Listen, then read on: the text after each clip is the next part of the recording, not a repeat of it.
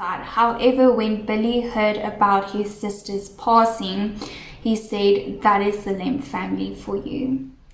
Hi, hello and welcome. How is everybody doing today? If this is the first time you're seeing my face, my name is Ansal, and over here we do a little bit of true crime, murder, mystery, and sometimes the paranormal.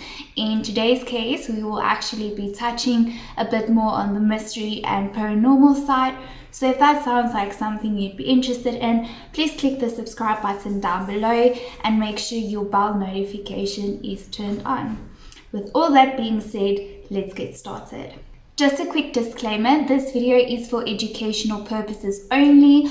All information that is included in this video is what I have found online and is by no means to create a certain narrative, opinion, or to harm anybody. Today we will be looking at the Lemp family curse, which supposedly haunts this very famous family in America. The Lemp family in our story starts off with Adam Lemp, born in 1798 in Germany. Not much is known about his upbringing, however we do know that he immigrated in 1863 to America. He settled in St. Louis in 1868, and in the St. Louis Directory from 1840 to 41, he is listed as a grocer. Adam Lemp started a grocery store at 6th and Morgan Street called the A. Lemp & Co. Family Grocery. Adam sold a variety of things at his grocery store, however he also sold home brewed beer and vinegar, and by the 1840s his beer was such a hit that Adam had to solely focus on the manufacturing and selling of this beer. Adam was one of the first people that started selling German beer over in America, and German beer or lager's taste is quite different than the English ale and porters that the Americans were used to. His beers soon prospered so much that he actually needed extra space to keep the beers in.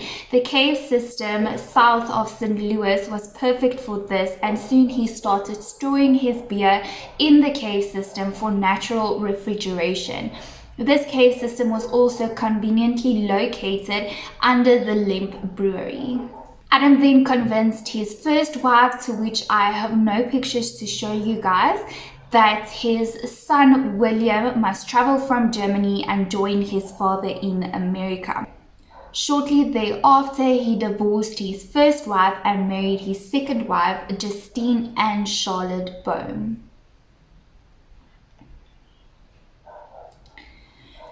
Adam's son, little William,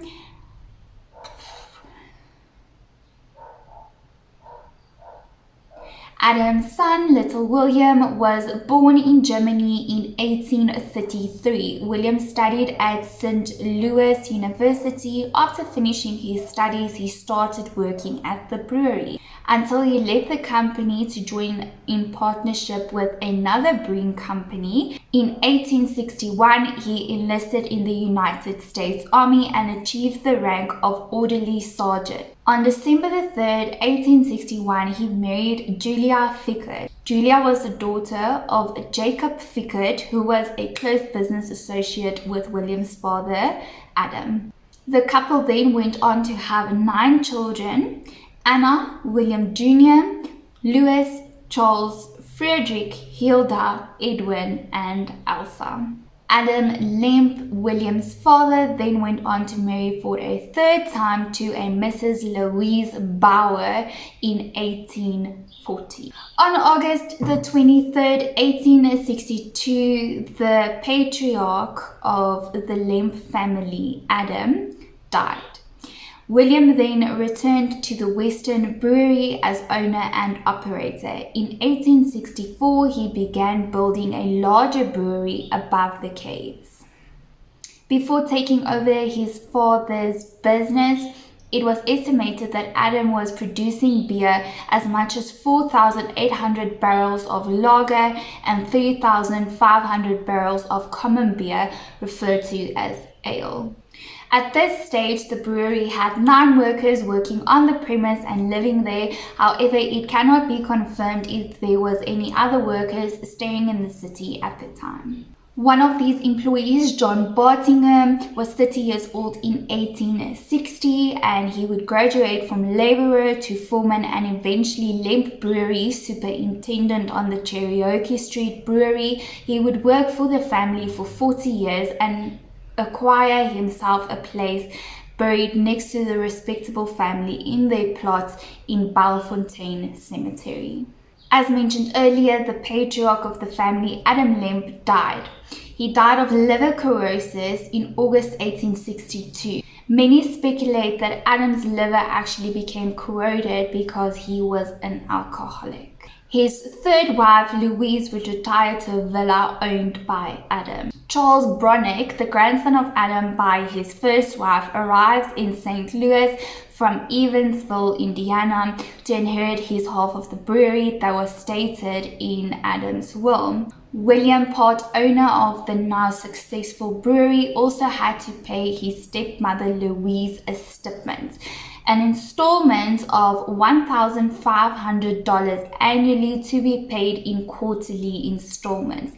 William's father, Adam, failed to consider inflation on this $1,500, so as William became more and more wealthy and the $1,500 devalued more and more, Louise soon fell into poverty, so much so that her estate was destitute when she died in 1893. William then swooped in to buy his father's villa out underneath her 2 heirs that she had from a previous marriage.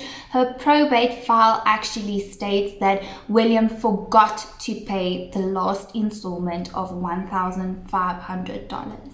William and his wife Julia moved in with her parents in the now famous Benton Park, St. Louis, Missouri mansion. The first blow to William came with the death of his newborn daughter on the day of her birth, July 4th. She was buried without a name in the Fickett family plot, where she still remains today. By this time, William had bought the mansion from Julia's family, and renovations had begun to make this a 33-roomed mansion. He also had plans to build and extend his brewery. These plans started in 1864 and ended in 1866. There were at least 5 brewers on staff and 4 teammates by 1869.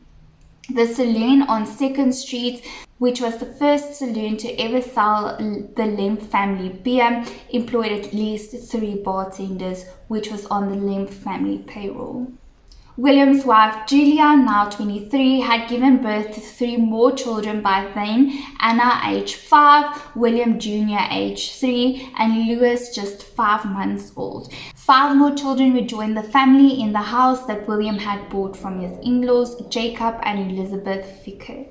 William was a true visionary, and when refrigeration became readily available, his brewery was the first to sport refrigeration machines in America. He then extended this idea to refrigerated railway cars in a successful attempt to be the first beer in the United States with national reach. Soon, Lemp beer was sold worldwide. So, why do people say this family has a curse on them?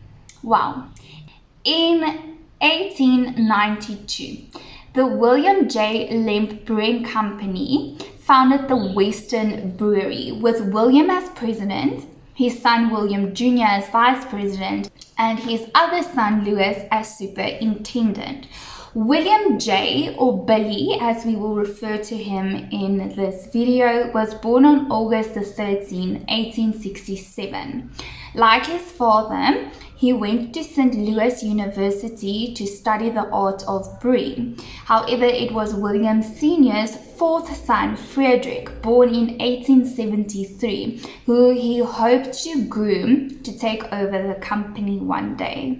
Unknown to William Sr. and his family, Frederick had significant health conditions pertaining to his heart, and on December 12, 1901, Frederick died of heart failure failure due to complications of the disease. William Sr. became so sad, it was said that he was a shell of the former man he was, and he slowly declined after the death of this son. He was dealt yet another blow. On January the 1st, 1904, his best friend Frederick Pabst died. On the morning of February the 13th, 1904, William Lemp poured himself a cup of coffee and read the day's paper. He then stood up, went to the master bedroom where his wife was still sleeping, and shot himself in the head with a revolver.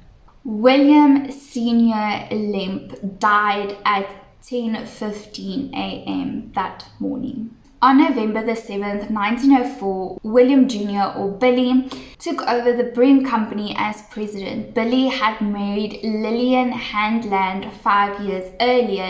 Lillian was from a very well-off family. Her family traded in the railroad business, and she was coined the Lavender Lady as she often liked to wear lavender-colored clothing. In a desperate attempt to boost their alcohol sales, as the prohibition had just started to rear his head, Billy threw these extravagant parties in the caves underneath the brewery and the mansion.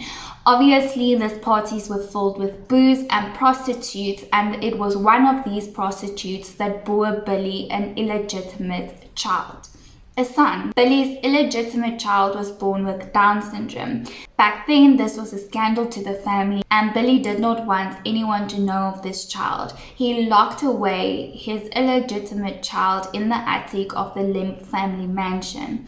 This illegitimate son of Billy was never registered or given a name. However, a couple of servants testified years later that the son in fact had been born and that he was given over to be served by the servants. Lillian filed for divorce in 1908, charging Billy with desertion, cruel treatment, and other indignities, assuming that she found out about the illegitimate child and cave parties. The divorce proceedings only lasted about 11 days, ending in Lily being granted her divorce as well as full custody of their child, William II, which was their only child, and Billy William Jr. only being granted visitation rights.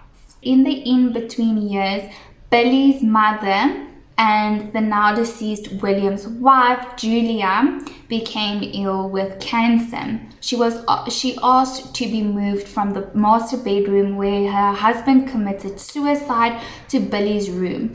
In 1906, she succumbed to her illness and died in her son Billy's bed.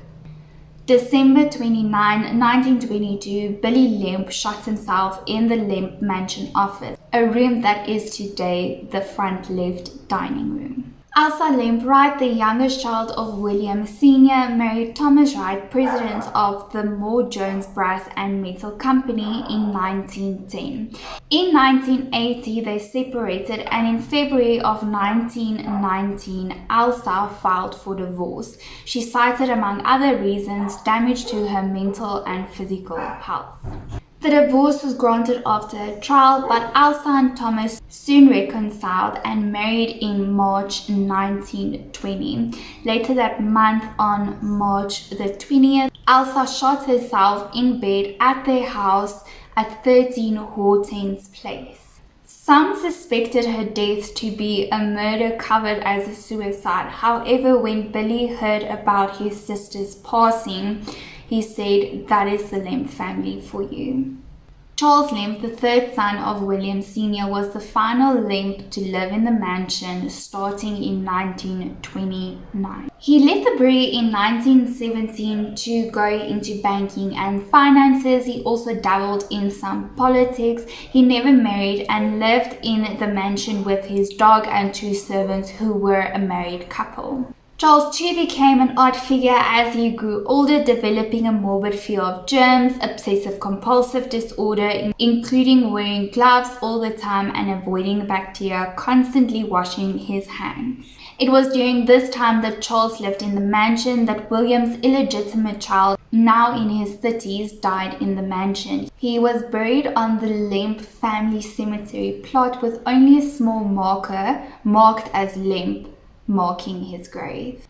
On April 1941, Charles Lemp sent a letter to St. Louis Funeral Home requesting that in the case of his death, his remains should be taken by ambulance to the Missouri Cemetery.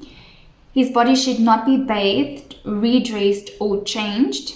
His ashes should be put in a wicker box and buried on his farm where he lived before moving to the Lemp mansion. No funeral must be held in his name and no notice should be put in the papers. 8 years later, he shot his dog and himself in the basement of the Lemp mansion. He left the following suicide note: "In case I am found dead, blame it on no one but me. Signed, C.H.A. Lemp."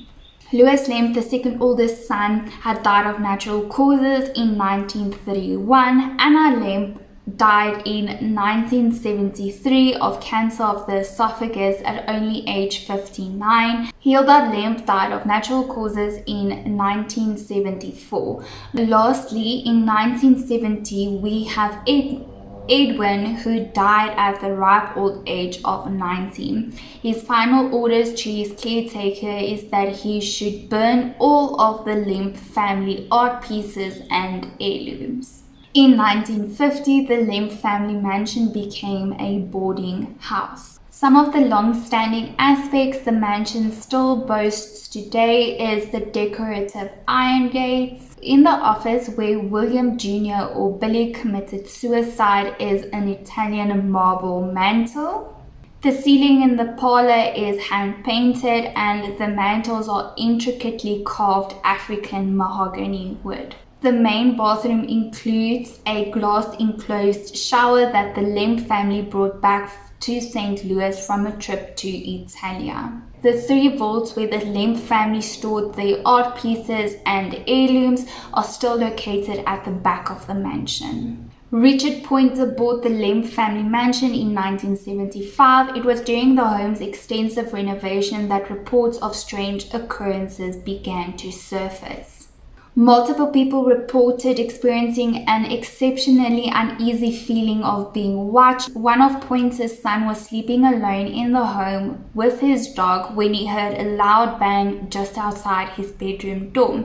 He searched the entire house but found nothing. Ghosts that are said to haunt the mansion is that of Billy Lemp. He looms around the study where he shot himself. Julia Lemp, William's wife, it is said that you can hear her crying and she is often found near Billy's bedroom. Mr. William himself, and then the monkey-faced boy in the attic, which we can only presume is Billy's illegitimate son. So that is it for this case. If you have a suggestion for any future cases, please leave them down in the comments. Also, if you would like to add anything to this case, please also leave them down in the comments. I would really love to hear them. You can get in touch with me through any of my social medias, which I will link down in the description. Bye.